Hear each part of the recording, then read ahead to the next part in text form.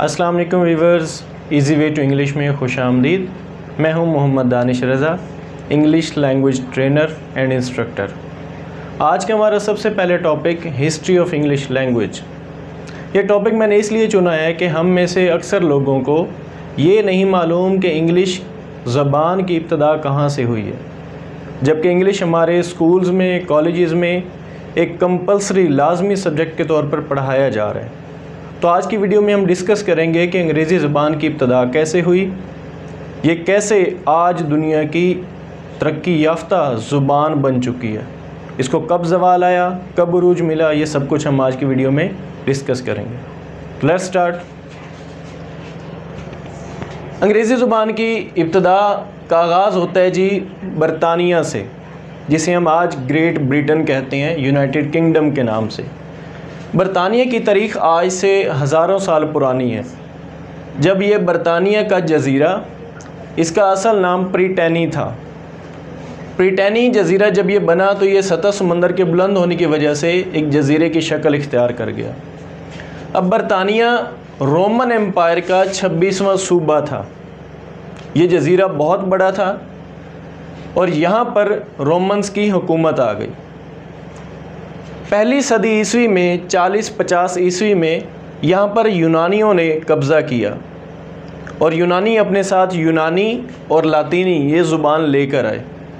तो यहाँ पर 400 साल तक यूनानियों ने कब्ज़ा किया इस खित्ते पर, जिसको हम इंग्लैंड कहते हैं।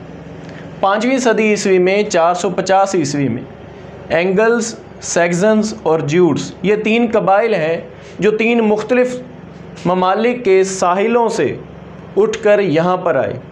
इनमें से एंगल सबसे बड़ा, बहादुर और जंगजू कबीला माना जाता है, जो कि स्वीडन के साहिल से उठ के आया था, और सैक्सन्स डेनमार्क, ज्यूट्स जर्मनी की तरफ से। लेकिन इनको ओवरऑल जर्मैनिक ट्राइब्स का नाम दिया जाता है। और इन एंगल्स और सैक्सन का कॉमन नाम या कॉमन टंग इनकी इंग्लिश थी। इस वजह से इन कबाइल को इंग्लिश पीपल या इंग्लिश ट्राइब कहा जाता था। इन कबाइल ने इस जज़ीरे पर आकर कब्ज़ा किया। इनका मकसद था कि यहाँ से यूनानियों को भगा दिया जाए, लेकिन जैसे इन्होंने ग्रीक्स को यहाँ से भगा दिया, यहाँ पर इन्होंने ख़ुद अपने डेरे जमा लिए। अब इस जगह को जिसको कब्ज़ा किया गया था, अब इनमें से सबसे बड़ा नुमाया कबीला एंगल्स था। एंगल्स ने इस जगह का नाम अपने नाम से जोड़ दिया, यानी एंगल्स लैंड, एंगलों के रहने की जगह, जिसको बाद में वक्त के साथ साथ तब्दीली करके या बोलने में तब्दीली ला के इंग्लैंड का नाम दे दिया गया। तो इस तरह इंग्लैंड, इस खित्ते का नाम इंग्लैंड रखा गया। जब ये इंग्लैंड में कब्ज़ा कर चुके थे तो बरतानिया अभी भी रोमन एम्पायर में ही आता था, लेकिन ये जज़ीरा, ये इलाका, ये एंगल्स की कब्ज़े में आ चुका था। बाकी तमाम इलाका बरतानिया का वो अभी भी रोमन एम्पायर के अंदर आता था। अब इन कबाइल के क्योंकि एक कॉमन नाम इंग्लिश था और ये जो ज़ुबान बोलते थे वो इंग्लिश से मिलती जुलती थी, जिसे हम आज भी इंग्लिश कहते हैं। और इन कबाइल को क्योंकि जर्मैनिक कहा जाता था कॉमनली, और इनकी असल लैंग्वेज जर्मनी से डिराइव थी, जर्मनी से अखज़ की हुई थी। जर्मनी का एक लहजा था जो ये इस्तेमाल करते थे। जैसे कि आज पाकिस्तान में हम देखें तो खित्ते खित्ते में मुख्तलिफ़ ज़ुबानें बोली जाती हैं, इसी तरह जर्मनी में भी मुख्तलिफ़ ज़बानें थीं। इलाकाई सतह पे इन कबीलों की ज़ुबान इंग्लिश से मिलती जुलती थी। इन्होंने यहाँ आकर जिस ज़ुबान का आगाज़ किया उसको इंग्लिश का नाम दिया गया। अब यहाँ एक और काबिल गौर बात है कि यहाँ पर क्योंकि ग्रीक्स पहले आबाद थे और उनकी ज़ुबान लैटिन थी, लातीनी ज़ुबान बोलते थे, तो इस तरह यहाँ पर जो लोग बच गए थे, अक्सर को तो उन्होंने मार डाला या भगा दिया। जो लोग यहाँ इलाकाई सतह पे मौजूद थे उनकी ज़ुबान का भी इंग्लिश पर असर आया, जिस वजह से इंग्लिश ज़ुबान प्योरिटी ना ले सकी। क्या मतलब कि इंग्लिश ज़ुबान के अंदर जर्मैनिक लैंग्वेज जहाँ से ये ड्राइव हुई थी, उसके साथ ग्रीक लैंग्वेज और उसके साथ लैटिन लैंग्वेज, ये इसके साथ मिक्सअप हो गई। और इसी के साथ साथ बाद में फ्रांसीसियों ने जब यहाँ पे कब्ज़ा किया तो उन्होंने भी इंग्लिश को बुरी तरह मुतासिर किया, जिस वजह से मौजूदा अंग्रेज़ी की ज़ुबान में भी बहुत ज़्यादा हमें फ़्रेंच वर्ड्स मिलते हैं।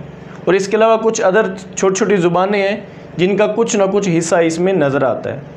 तो इस पॉइंट ऑफ व्यू से अगर हम देखें तो जैसे हम उर्दू के लिए कहते हैं कि उर्दू कैसे ज़ुबान बनी है, Urdu is actually a mixture of Hindi language, Arabic language and Persian language. Similarly English is actually a mixture of Germanic, Greek, Latin, French and some other languages. तो इस बेस पे हम इंग्लिश को इन कबीलों के नाम से जोड़कर इसको एक नई ज़ुबान का आगाज़ देते हैं। तो ये व्यूवर्स इंग्लिश ज़बान की तारीख़ है कि इंग्लिश की इब्तदा कैसे रखी गई और इस खित्ते का नाम इंग्लैंड कैसे पड़ा। अब उस दौर की सबसे ज़्यादा मशहूर नज़म बीवुल्फ, जो कि 3000 लाइनों से भी ज़्यादा पर मुश्तमिल है और इसको एपिक पोइम कहते हैं, मतलब बहुत बड़ी नज़म है ये। आजकल की भी हम नज़में पढ़ें तो हमें 15 से 20 लाइनें या 25 से 30 लाइनें मिलती हैं, लेकिन ये उस दौर की सबसे शाहकार नज़म है। और ये नज़म आज तक के दौर में अपनी असली हालत में मौजूद है। उस दौर का एंगल्स और सेक्शंस का लिखा हुआ लिटरेचर अपनी असली हालत में हमें नहीं मिलता, क्योंकि उस दौर में प्रिंटिंग प्रेस नहीं था, हाथों से चीज़ें लिखी जाती थीं और पत्तों पे और मुख्तलिफ़ चीज़ों पर उनको महफूज किया जाता था। इस वजह से सिर्फ यही एक वर्क ऐसा है, पोइटिक वर्क, जो हमें आज भी अपनी ओरिजिनल लैंग्वेज में मिलता है और इसकी वर्डिंग मोस्टली आपको जर्मैनिक लैंग्वेज में से डिराइव होती हुई नज़र आती है। इनके अल्फाज जर्मैनिक लैंग्वेज की तरह हैं। तो व्यूअर्स, ये था इंग्लिश का आगाज़ और इंग्लैंड खित्ते की बुनियाद कैसे रखी गई। सो व्यूअर्स, 11वीं सदी तक एंग्लो सैक्सन का पीरियड चला है इंग्लिश ज़ुबान के लिहाज से और इंग्लिश एक अरूज पकड़ती गई, तरक्की हासिल करती गई। लेकिन 11वीं सदी के आखिर पर विलियम द कंकरर नॉर्मंडी नामी जगह जो फ्रांस में है, वहाँ से अपने लश्कर के साथ आया। उसने इंग्लैंड में आकर हमला कर दिया और यहाँ पर उसने एंगल्स और सैक्सन्स को शिकस्त दे दी। शिकस्त देने के बाद उसने इंग्लैंड में अपनी हुकूमत बना ली और हुकूमत बनाते ही उन्होंने क्या किया, यहाँ से अब इंग्लिश लैंग्वेज का एक दफ़ा ज़वाल शुरू हो जाता है। ये फ्रेंच इन्वेजन है। 11वीं सदी से 15वीं सदी के आखिर तक फ्रांसीसियों ने इस खित्ते में हुकूमत की है और इनकी हुकूमत में फ्रांसीसी ज़ुबान को ऑफिशियल लैंग्वेज का दर्जा दिया गया, लातीनी ज़ुबान को रिलीजियस यानी चर्च और पोप के लिए ज़ुबान मुख्तस की गई है और इंग्लिश को लोकल लेवल पे, क्योंकि इंग्लिश पीपल वहाँ पे आबाद थे, उनको लोकल लेवल तक महदूद कर दिया गया। तो इस तरह इंग्लिश का एकदम से ज़वाल शुरू हो गया और ये ज़वाल 3 सदियों तक जारी रहा। इंग्लिश लोग पिस रहे थे, फ्रांसीसी इनको इनके हकूक़ नहीं दे रहे थे, आज़ादी नहीं दे रहे थे। लेकिन उसी के साथ ही Geoffrey Chaucer the prologue to the Canterbury Tales, ये इसका सबसे बड़ा मास्टरपीस है जो इसने 14वीं सदी के आखिर पर यह पोइम लिखी। ये भी एक एपिक पोइम है और जोफ्री चौसर को इस वर्क की बेस पे, इस पोइम की बेस पे, क्योंकि इसने टोटली ज़िंदगी दे दी थी इंग्लिश लैंग्वेज को और ये पोइम प्योरली इंग्लिश लैंग्वेज पर बेस करती है। जोफ्री चौसर को फादर ऑफ इंग्लिश पोइट्री या फादर ऑफ इंग्लिश लिटरेचर भी कहा जाता है, क्योंकि जोफ्री चौसर ने फ्रेंच ड्यूरेशन में इंग्लिश को दोबारा ज़िंदा किया था जब इंग्लिश ख़त्म होने को आ गई थी।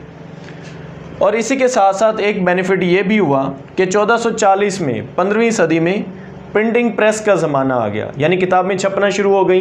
जितने बड़े बड़े लिटरेरी फिगर्स थे, जितने बड़े बड़े राइटर्स थे, उनकी लिखी हुई चीज़ें महफूज होने लगीं। अब एक तहफ़्फ़ुज़ मिल गया कि किसी ज़ुबान में भी लिखा जाने वाला लिटरेचर वो दुनिया के किसी खित्ते में भी भेजा जा सकता है बआसानी तरीके से। लेकिन फ्रांसीसी दौर में इंग्लिश को एक ज़वाल आया, मुश्किल कठिन दौर से इंग्लिश गुज़री है। इसकी एक मिसाल छोटी सी आपको दूँ। मौजूदा इंग्लिश के अंदर ऐसे कई अल्फाज हैं जो ओरिजिनलिटी फ्रेंच वर्डिंग से रखते हैं, जिनकी ओरिजिन फ्रेंच लैंग्वेज से है।